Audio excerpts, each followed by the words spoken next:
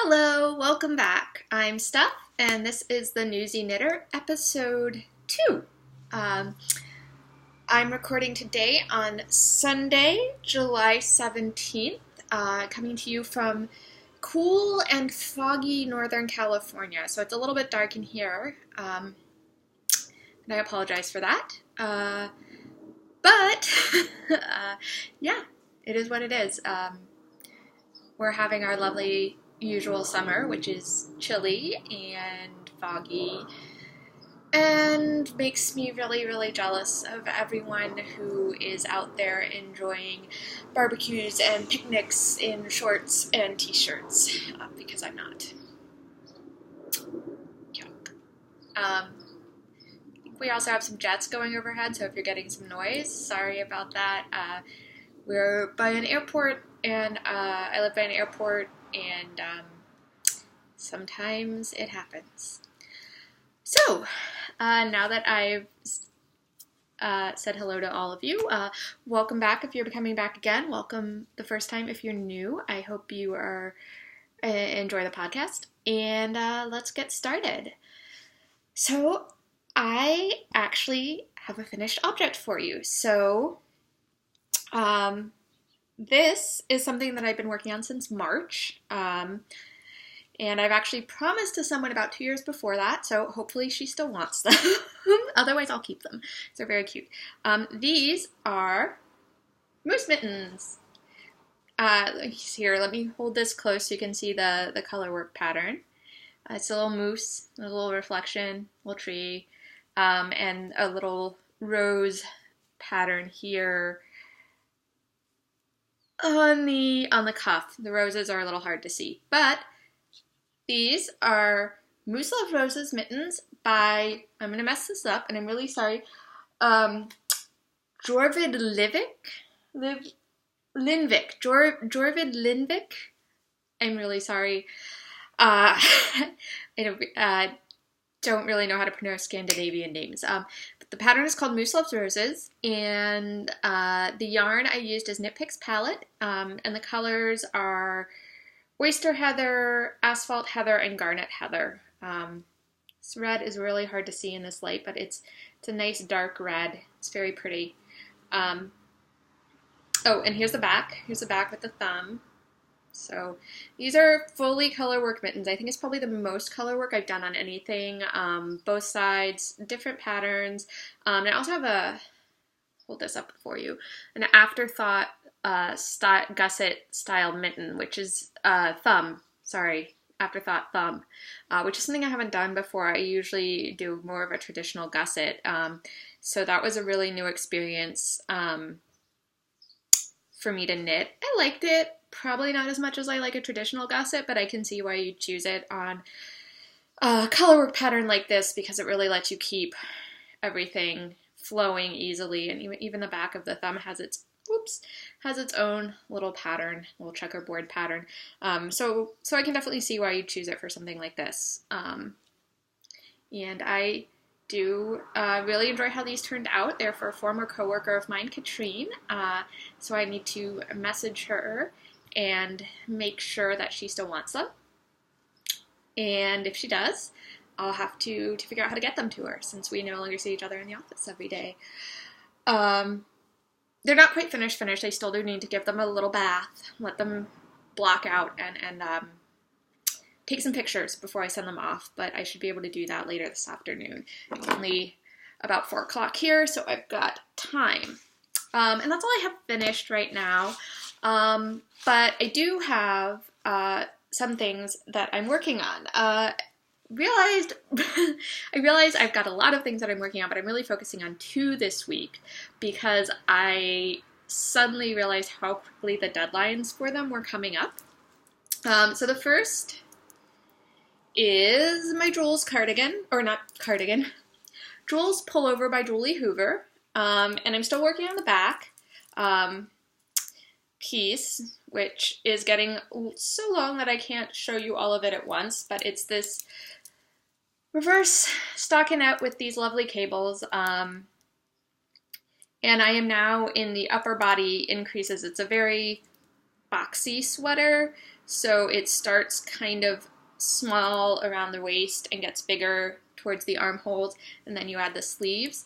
So the art I'm using for this is Cascade 220 in Summer Dusk. It's really pretty. It's this lovely, lovely purple. I'm really excited, but I'm also a little panicked because I am doing this for Camp Loopy, and that means I need to finish it by the end of this month, and I'm only on the back. The front is shorter. It's got a longer back and a shorter front, and then the sleeves are short, so that helps, but they're still picking up and knitting the ribbing on the neck and the side ends of the sleeves and the lower body, so I need to knit really, really fast on this if I want to get it done in time for this month's Camp Loopy. And I really hope I do. It will also count for Stash Dash, which will be a big help to bring my yardage up. The other deadline-oriented knit that I'm working on are my mom's fan socks. I made quite a bit of progress on these. Actually, I had a Saturday class on how to use Lexis Advance, which was really helpful, but I ended up knitting through a lot of it, actually, because we had a pretty wide range of computer skills, so a lot of what was being gone over was kind of basic stuff that I already knew, in terms of, where you click in a search box and how to separate search terms. And so I ended up doing some knitting while I was just sort of waiting for the review parts to be over. The class was really helpful, though. I did learn a lot of things about Lexis Advance specifically that I didn't know. So that was really good. It's a really great class. I don't want to make it sound like it wasn't, but I did have some time to knit. So I was able to get into the foot of the first sock. I know my mom would like these by the beginning of August, but that may not happen. As long as I get them to her while it's still football season, I think it will be fine. But I really would prefer to have them to her as close to the beginning of the season as I can. And I'm not actually quite sure when that is. And I know she'd like that as well. So I think I said this last time, but the yarn I'm using for the red is Unplanned Peacock Studios Twisted Sock in Agate, and then I'm using Knit Pick Stroll Tonal in Field of Poppies for the gold, which isn't very much, just a couple of stripes, and I think I'm gonna make myself a pair of like shorty socks maybe out of the rest of it. I could probably fit a full pair of socks. Like, my feet are pretty small, but I've been really into shorty socks lately for summer. It never gets super warm here, but I don't necessarily want to wear full-size, 7-inch leg socks in the summer. So I've been working on knitting some that have, just a little bit of ribbing, a little bit of stockinette, kind of shorty socks to wear during the summer. And I'm really enjoying those. They go super quick. And they're really cute. I have about 3 pairs right now. My ideal would be to have, of course, at least 5, if not more, but 5 would get me through a work week, which is really the most important thing, because I do try and wear hand knit socks just about every day that I can at work. They're really comfortable, and I really like it. And, it makes me feel happy. I'm wearing something that I've made every day, even if nobody can see it. Although I usually also have other things that I've made. I have a shawl that I keep at my desk, and I have a pair of mitts that I also keep at my desk. So I'm usually pretty swathed in knitwear. Anyway, that was a really long diversion.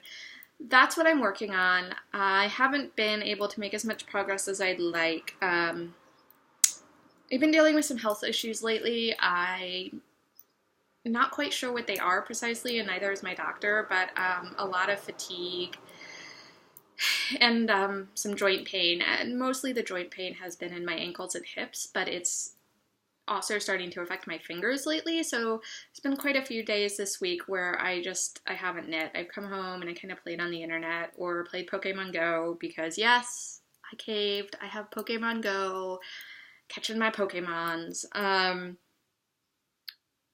instead of knitting, just because it's easier on my fingers, especially if I've been doing a lot of typing and writing and work in a class. it can leave me pretty sore.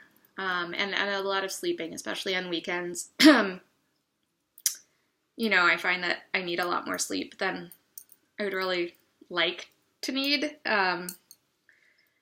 So yeah, so it's been a little tough going, but I'm trying to power through it and keep going.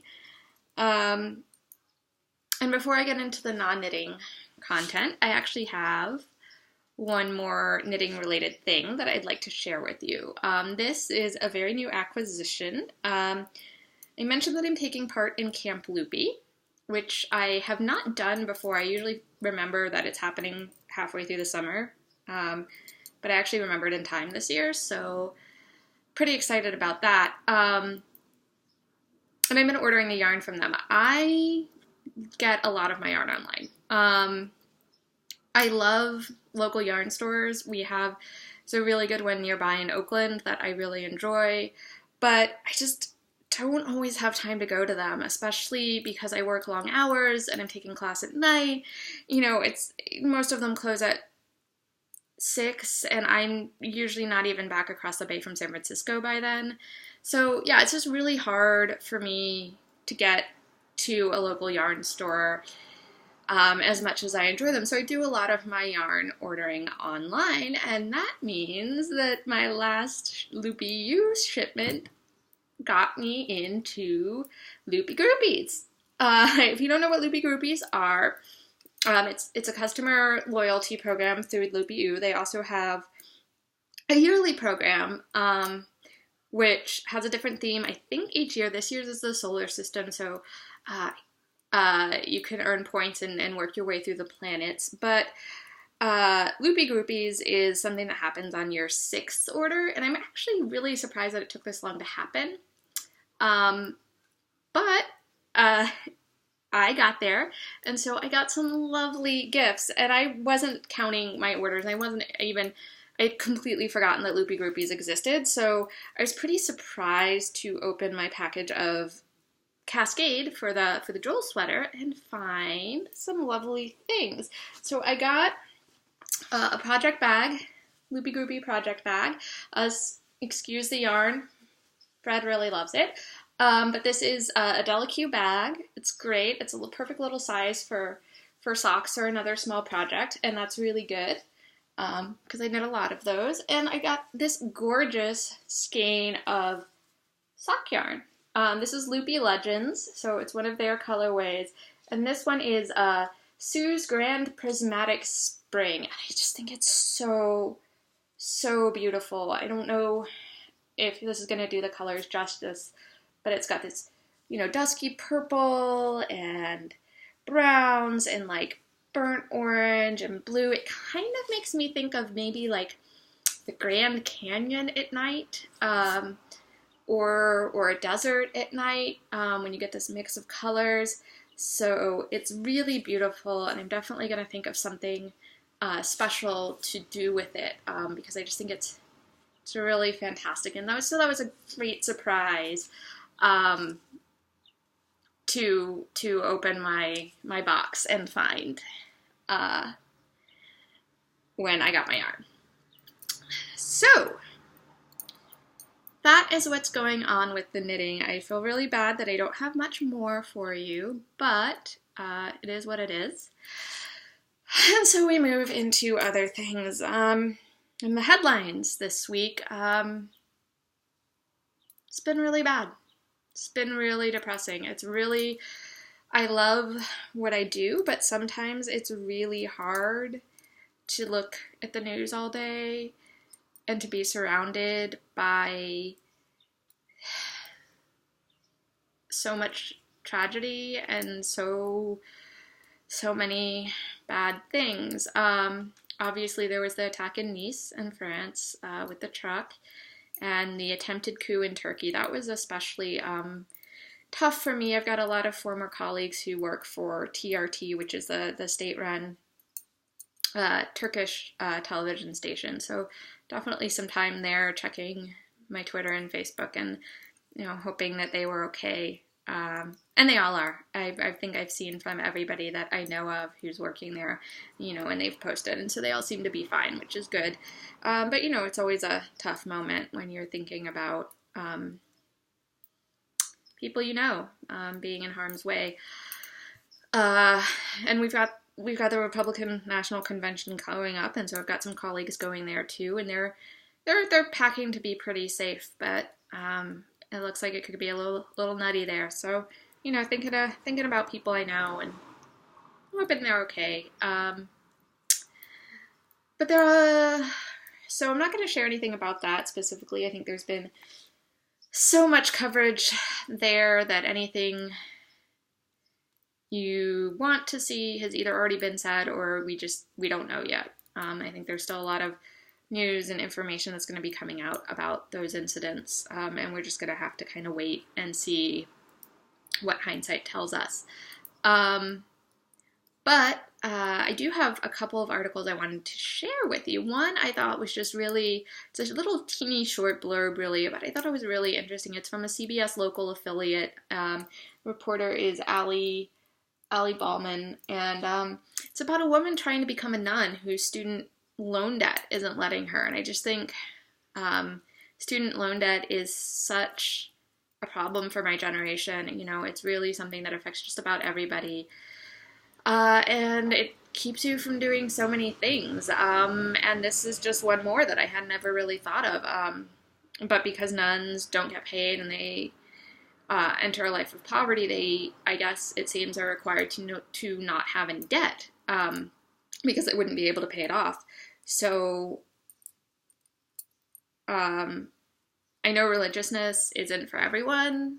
It's not something that a lot of people feel called to, and that's really cool. I don't want to ever make it seem that people should be religious if that's not what they believe. But I think that for people who do believe religion and who do feel called to serve, I think that they're really needed, particularly because religion has fallen out of favor with so many people. And it's really sad that something like student loan debt is so prevalent that it's going to keep people from that vocation. So yeah, that's a thing you can read. The other thing is a much longer read. It's called The Tamir Rice Story: How to Make a Shooting Disappear, and it was published in GQ by Sean Flynn. And it's a really fascinating look at what they could find out about the grand jury procedure, where the cops who shot Tamir Rice were not indicted.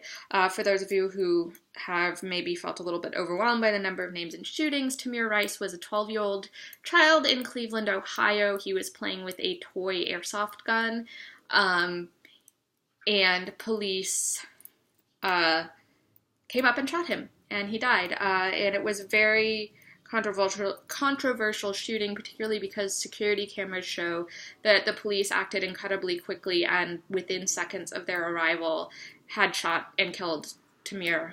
So there was really no time for him to comply with their orders because it all happened so fast. And, it was really tragic. Like I said, he's 12. He was 12. And, we have a kitty joining us. This is Padma. Padma likes laps and has a lot to say about everything. Yes. She's clearly outraged. Perhaps that is feline for Black Lives Matter. Is that what you're saying? Yes, I think so too. But that is a very interesting read. They weren't able to talk to the prosecutors or the jury members because grand jury proceedings are secret, but witnesses who are called in a grand jury are, I believe, from my understanding, able to speak about it. And so the reporter talked to some people who were called as witnesses about their experience and how it compared to other grand juries, and it really goes a lot to show you that what a prosecutor wants to happen in a grand jury is generally what is going to happen. And so it becomes very clear that the prosecutors in this case were not seriously seeking an indictment, and I think that that's a hugely problematic issue. But it's also a really good look at how they can make that happen, because I think because grand juries are not something that most of us are familiar with, and they're very wrapped in secrecy. It's a really good read. Even if you're not a supporter of Black Lives Matter, even if you're maybe someone who thinks that the cops were justified, it's still a really fascinating look at what a grand jury proceeding looks like, and I think that that's something that's valuable for anybody to read. So those are my serious news stories of the week. In the funny pages, I have a lot of sci-fi news, and I'm probably going to continue to have a lot of sci-fi news in the future. First, because it seems like the rest of the world is going to hell in a handbasket. And second, because Comic-Con is coming up. I have some very good friends there, so they'll probably be feeding me information as quick as they can. So there's probably going to be a lot of nerdy movie announcements coming out. There usually is. So Padma is sitting on my show notes. So let me rescue those. Most exciting news I have is they have announced who will be playing the young Han Solo in the new Star Wars prequel. It's an actor I've never heard of before, Alden Ehrenreich. So I don't really know anything about him. He looks like he could, play young Han Solo. I don't see anything about him that looks like makes me go, "What were you thinking?" So that's really exciting. I love Han Solo. I'm a huge fan. He was one of my favorite characters in the original Star Wars, next to Princess Leia, of course. And I love Harrison Ford. I love Witness. I love Star Wars. I actually haven't seen Indiana Jones, and I realize that makes me a terrible person, and I need to fix that as soon as possible. But I'm pretty sure that I'm going to love them too. So yeah, that's exciting news. The other thing I wanted to share is Pokemon Go related. I mean, I think we've all probably seen a lot of articles talking about how terrible Pokemon Go is because people seem to be really suspicious of games, particularly popular ones. I find that really annoying. I think that there's really kind of this negative attitude whenever mainstream publications report on gaming. I've seen a lot of people playing Pokemon Go walk off cliffs, and people playing Pokemon Go get robbed, and people playing Pokemon Go walking around staring at their phones. Isn't that horrible? I'm an old man yelling at a cloud. But there are good Pokemon Go stories too, and a couple of ones that I really wanted to share is I saw a story about and I don't have links for these, unfortunately, because they were just kind of passed by on Twitter, but they are animal shelters putting lures up to get people to come near the animal shelter and hopefully catch a real critter to take home along with their Pokemon. I think that's adorable, although dangerous if you're me. I already have the 2 cats indoors and 2 the outdoors that I feed. I really don't need any more cats. I mean, I do need more cats, but I think that my landlord would probably not appreciate it if I did. And another thing I heard was really great, Pokemon Go players who are playing near children's hospitals, making sure to set lures outside so that the kids inside that are playing but can't leave the building are able to catch more Pokemon. And I just thought that was really sweet. One of the things, there's obviously the seedy underbelly of the gaming community that we've all seen and heard about, but there's also a really huge part of the community that is often less vocal, but is just really welcoming and kind and enthusiastic. And I really love hearing about the great things people do within that. Let's see. Oh, U.S. Fish and Wildlife Department is actually posting on their Twitter account. They're posting a guide to real-life Pokemon, and they're actually looking at Pokemon and finding real animals that look similar to some of the Pokemon, and they're telling people about them, and that's actually really cool. I spent some time on that because there's definitely some creatures that I hadn't heard of, particular type of caterpillar. I remember, stuff that you probably wouldn't necessarily just like stumble across unless you're super into things outdoors, or you're super into like entomology or something like that. And I think it's safe to say that probably most of us, that's not our hobby, our primary hobby. But it's still really cool to learn about, so I definitely encourage you to go check that out. That's, again, U.S. Fish and Wildlife Department. It's on their Twitter and their website, so pretty easy to find. Yeah, and that's pretty much it. Shortish episode today, I think, but like I said, I've been feeling kind of under the weather, so unfortunately, it's a little light today, but I hope you guys will tune in again. Hope you enjoyed everything.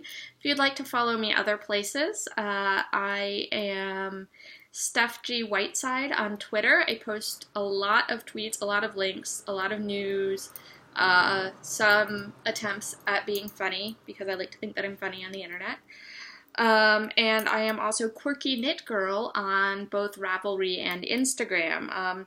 Instagram, definitely where the knitting pictures go, and Ravelry, of course, for all the delicious and delightful things that it has to offer. So thank you guys for tuning in, and I hopefully will see you next week. Bye!